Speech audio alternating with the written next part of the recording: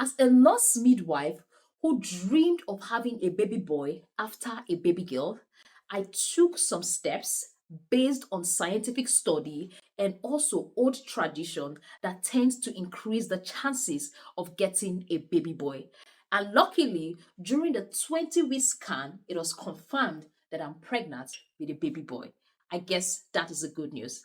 And that is why I am here today to share you what I applied so you can also apply it to increase your chances of getting a baby boy. Good day, everyone, and welcome back to Nurses Lecture Room. My name is Messi Mary, popularly known as a nurse with a difference. And today I'm going to be sharing you the steps that I took that increased my chances of giving birth to a baby boy after a baby girl. The first thing I want you to understand is how the gender is determined. How do we determine the gender of a baby? Okay, so the gender of a baby is actually determined by the sperm.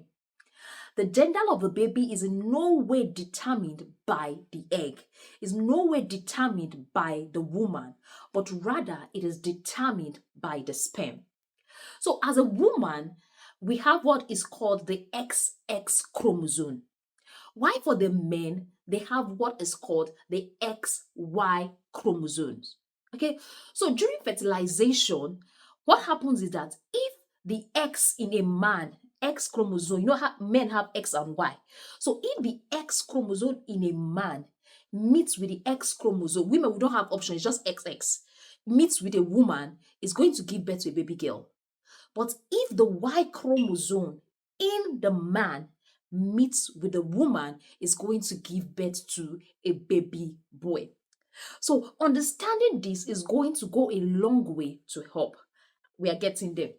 And there's something you should know about X and Y chromosomes. So during let's say sexual intercourse, X is released, Y is released. There's something about these two species, X and Y. You see, X is very slow. X is very slow, but X lasts longer in the woman's vagina or in the woman's body. Let's put it in the woman's body. But you see why? Y is very fast, but Y doesn't last longer. So Y are the ones that die quickly. So having that at the back of your mind is going to help us in the next step. So know that S chromosomes, they are slow, but they last long in the body, in the woman's body.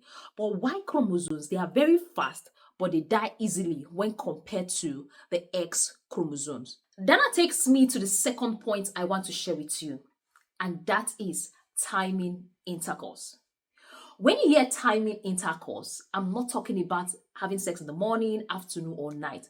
Though there are some research that say it works, or some studies, let's say some studies that assume that works. But I'm talking about timing intercourse with your ovulation.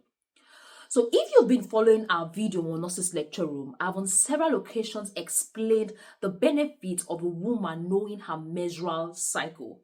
Because when you know your menstrual cycle as a woman, you are able to know your ovulation date. And when you have sex on your ovulation day, it increases your chances of giving birth to a male child.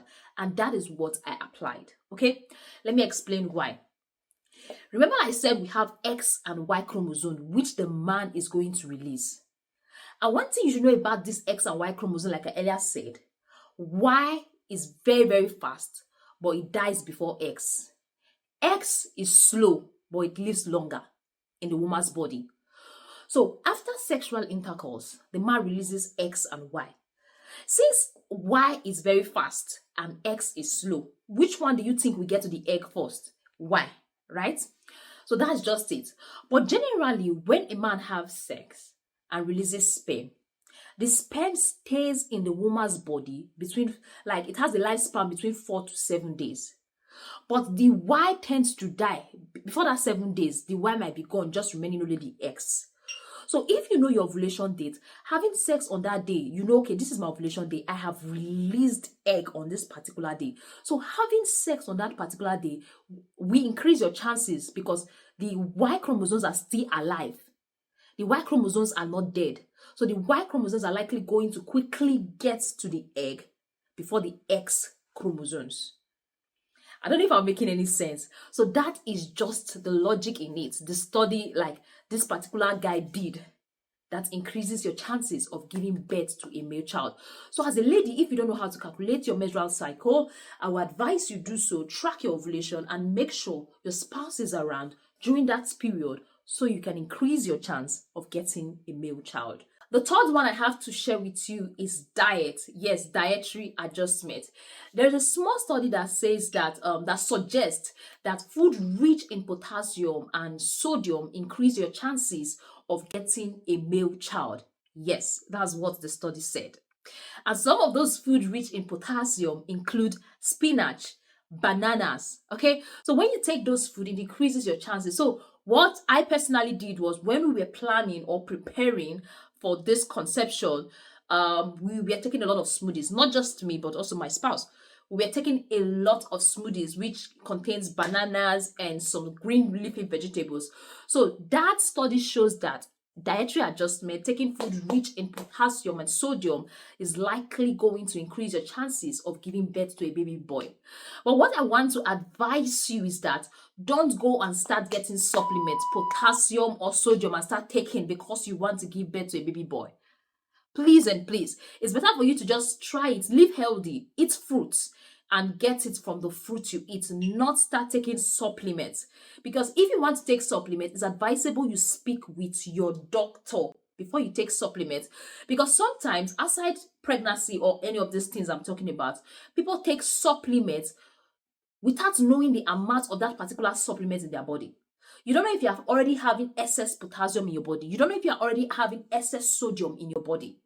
So it's very important for you to consult your doctors before taking supplements anytime and any day. Okay. Then the fourth point I have to share with you is deeper penetration. Yes, deeper penetration. Some studies have shown that if you have deeper penetration during sexual intercourse, it makes the sperm stays close to the cervix. You understand? Because it's deeper penetration, the sperm tends to be more closer to the cervix.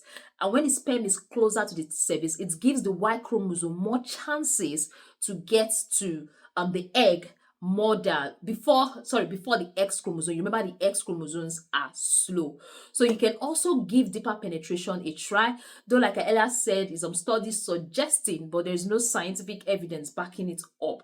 But you can give it a try. Then the fifth point I have to share with you is normal, healthy lifestyle. Yes, as a man, try as much as possible to avoid tight boxers, tight underwears. That's going to help with healthy sperm. Try to avoid hot baths. Try to avoid for the lorry drivers, truck drivers that sit down for long, that gives a lot of heat to that area. It's advisable for you to reduce the heat in that area so that you can have healthy sperm. Then the last one is faith and patience. Yes, faith and patience, having a positive mindset that you've given it your best. So let's see the outcome. All right. Have a positive mindset that you're expecting a male child. But if it doesn't come, that is not the end of the world.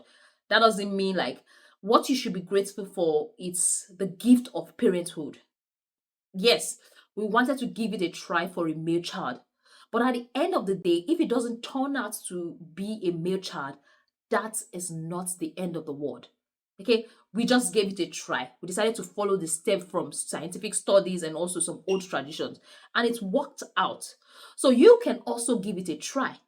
But if it doesn't work out, it doesn't come out the way you plan, you have to be grateful for the gift of parenthood. Be it a male child or a female child, they are all beautiful and they need to be nurtured and taken care of the way you planned to.